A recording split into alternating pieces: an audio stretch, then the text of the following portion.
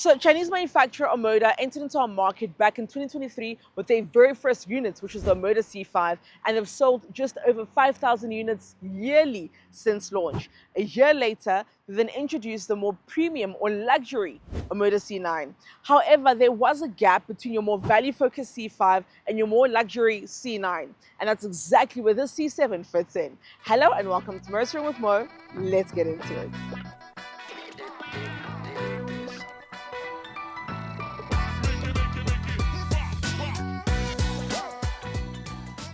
So I think OMODA did a really good job in achieving a hit-and design, because that's exactly what this car does. It's one hell of a looker. And I'm convinced it's as a result of this X-shaped frameless grille, which makes it look futuristic. I mean, I even had a friend of mine asking me if it's an electric car or what. And then you can't help but notice these really nice slim LED headlights with daytime running lights.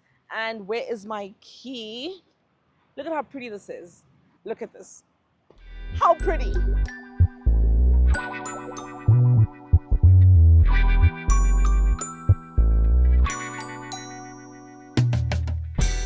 Coming around the side, this sits on 19-inch alloys with red brake calipers. I mean, you gotta love a car with red brake calipers. And the sculpted body lines that you see in the front continue around the car to the back, which we'll get to. And these, door handles, which are quite sleek, I think ties everything in nicely together. And there's design elements which are integrated on the wheel arch cladding all the way to the back and all the way to the top part right over here. So the rear end still does not fall flat with your OMODA and C7 lettering in chrome. Design bits here at the bottom. Thunderbolt taillights, guys, they look really, really cool. And 614 liters worth of boot space. And yes, the tailgate is electrically operated. The boot on the OMODA C7 actually ticks quite a few important boxes. Starting with space and versatility, you've got a 60-40 split on the rear seat, which means you can easily accommodate longer items while still keeping a passenger or two in the back. Underneath the boot floor, you'll find a space-saver spare wheel. It's not a full-size spare wheel, but it's definitely reassuring to have one you can use temporarily. Speaking of the boot floor, this is where things get a bit more flexible. You can actually adjust the height of the floor depending on your needs. There's also built-in hangers that can hold up to 3 kilograms, so no more groceries sliding all over the place while you're driving. You also have a charging port back here, which is super handy if you need to power up devices on the go, along with boot lighting that makes a real difference when you're loading or unloading at night. Overall, it's a well thought out space.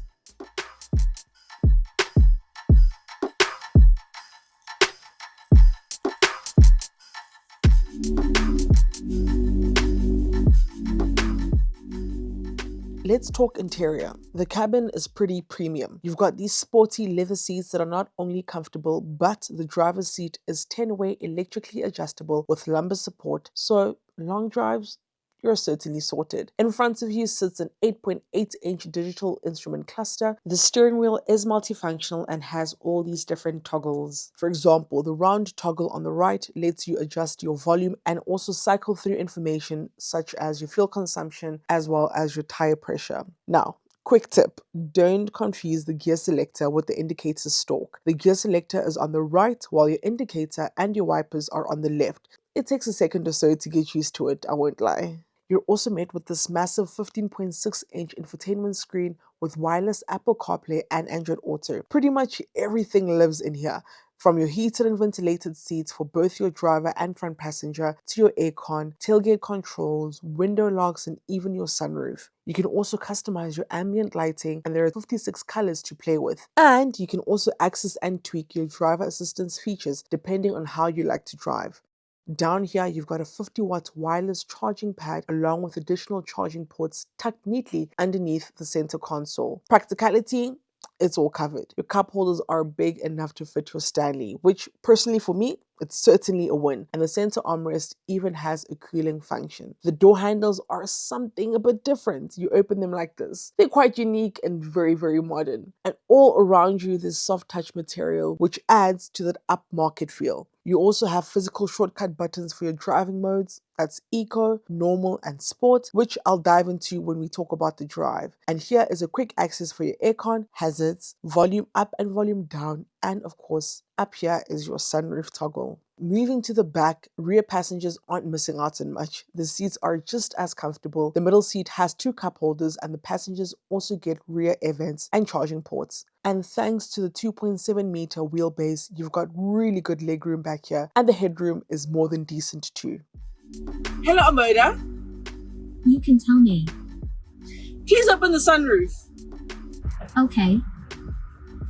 Hello, Omoda. Please continue. Please take me to the driver's seat. Sorry, this function is not supported. Okay, maybe I'm doing a bit too much. Anyway, let's get into the drive.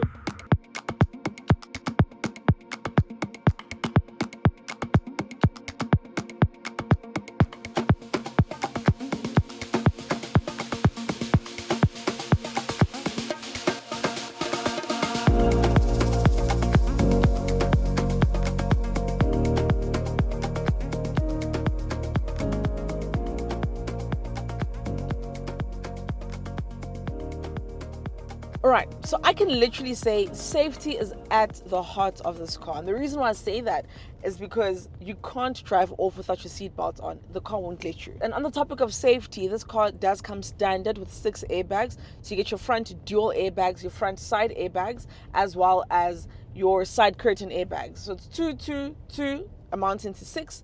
However, in this and the SHS models, you get 2 extra airbags, making it a total of 8. And the extra 2, you get your driver's knee airbag as well as a central airbag. So as we're out on the road, this car is powered by a 1.6 litre turbocharged petrol engine, producing 145 kilowatts and 290 Newton meters of torque via a 7-speed DCT, which is a dual clutch transmission. And I have a preference for a DCT, and the reason for that is because a DCT has somewhat instantaneous gear shifts. So there isn't turbo lag, there isn't any lag of some sort in terms of power. So as soon as you step your foot onto the accelerator, the car moves. And it makes the drive so pleasurable and so enjoyable. So in terms of fuel consumption, OMODA claims an average of 7.5 liters for every 100 kilometers traveled. And this car does come in 3 different driving modes, which is your eco, your normal, and your sports. And yes, I have toggled between the 3. So of course, eco gives you a very laid back, chilled driving experience, whereas the normal just takes things up a notch. I mean, it's still comfortable, still easy to drive, although it is a bit more responsive. And having toggled between the 2, I have been averaging between 7.5 liters and about 8.5. Then you've got your sports mode, which then of course awakens the car. Throttle response is much sharper and gears hold for longer, but you do see it in the fuel consumption. And there I've averaged about, I'd say between 9 and 9.8. That's what I've been averaging in terms of sports mode. With that being said, I really love the flexibility of the car. So you cruise on the one hand and then have fun on the other. So besides how it drives, it's quite practical too. So the car does offer added flexibility by allowing a towing capacity of 1,250 kilograms. So being able to carry a family of 5, have more than enough of legroom and headroom, have 614 liters of boot capacity, and also a trailer that you can load at the back. Now that's a win for me. So in terms of ride quality, the car does soak up the road imperfections quite well, especially on everyday roads. It's quite impressive. I mean, I've had passengers in the car and they're like, what? This car is so comfortable. And you can imagine what more I feel as the driver. So this is the thing, right? When you're inside the car, you really enjoy the drive. And if you're outside the car, you genuinely look forward to actually driving it. What a comfortable car.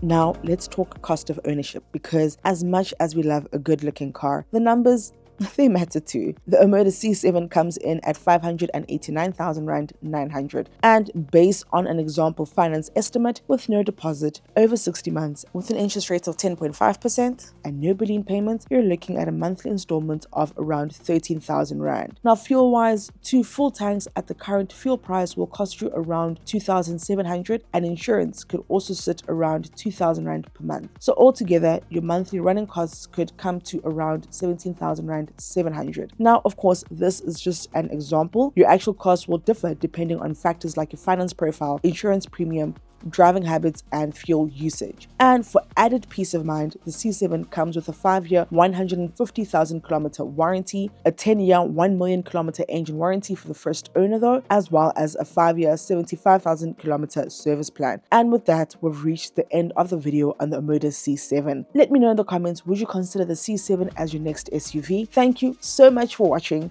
Don't forget to like, subscribe, and I'll see you guys in the next one. Cheers!